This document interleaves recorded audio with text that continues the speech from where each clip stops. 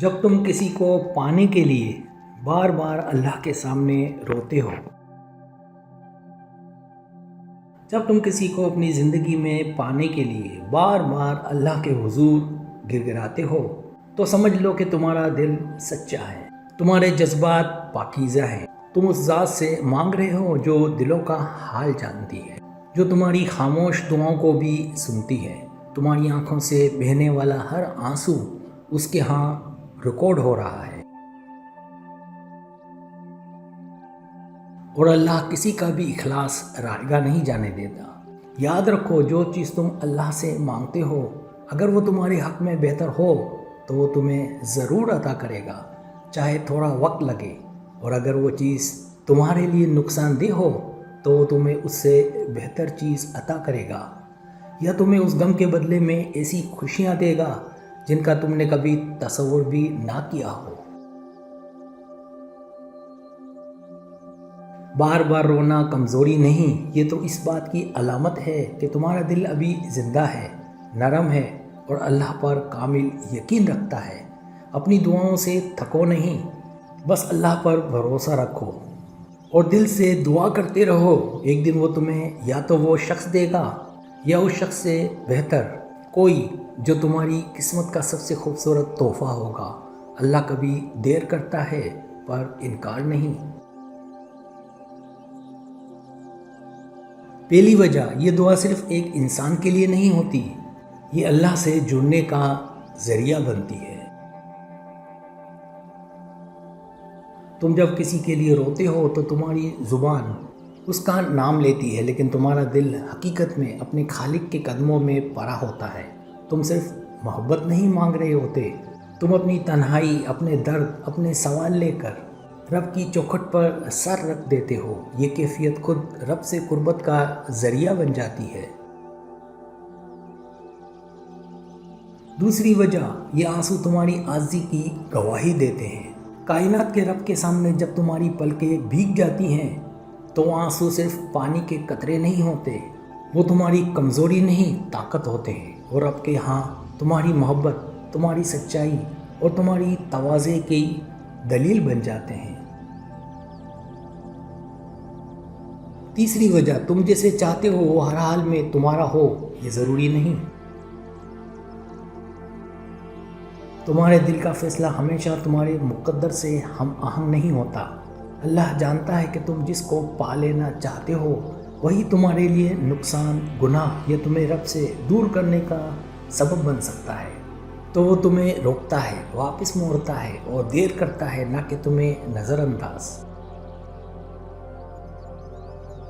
چوتھی وجہ، جب تم مانگتے رہتے ہو تو تمہارا صبر تمہاری روح کو سنوارتا ہے۔ ہر دن تمہیں وہ نہیں ملتا، لیکن ہر دن تم اللہ کے قریب ہوتے جاتے ہو۔ تمہاری آواز ٹوٹتی ہے لیکن تمہارا دل بنتا ہے۔ تم ٹوٹتے ہو لیکن اس ٹوٹنے سے ایک نئی روشنی جنم لیتی ہے جس کا نام ہے یقین۔ پانچویں وجہ، اگر کسی کی یاد تمہیں اللہ کے سجدے تک لے آئے تو وہ چاہت ناکام نہیں۔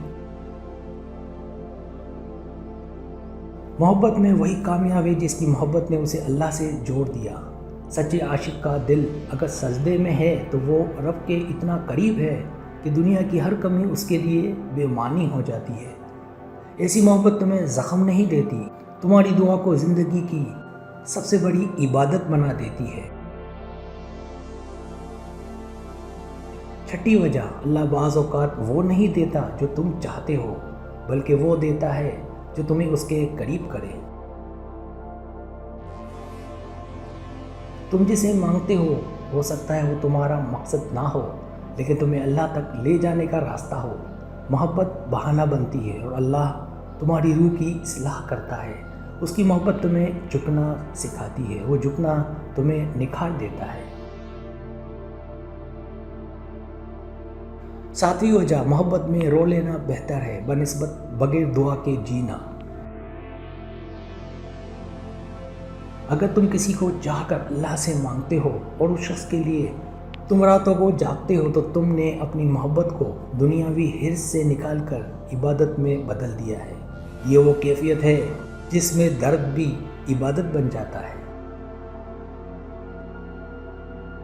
8वीं वजह, जो चीज़ तुम्हारे हक में बेहतर ना हो वो अल्लाह तुम्हें कभी नहीं देता, चाहे तुम कितना ही मांगो।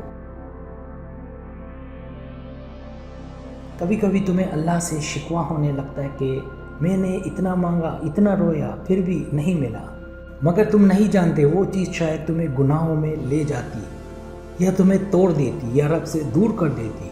अल्लाह तुम्हें हमेशा वही देता है जो तुम्हारी रूह की फलाह के लिए हो, ना कि सिर्फ दिल की खुशी के लिए।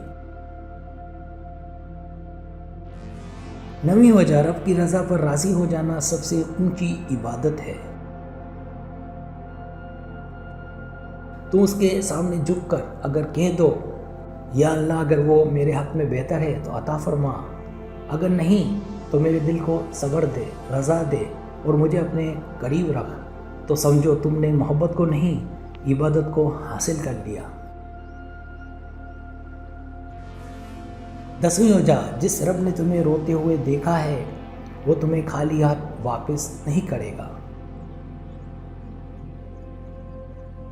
तुमने जो सजदों में रातें गुजारी हैं, तुमने जो खामोशियों में दुआएं की हैं और जो तुम्हारे दिल में अज़ियत सही है, सब लिखी जा चुकी है।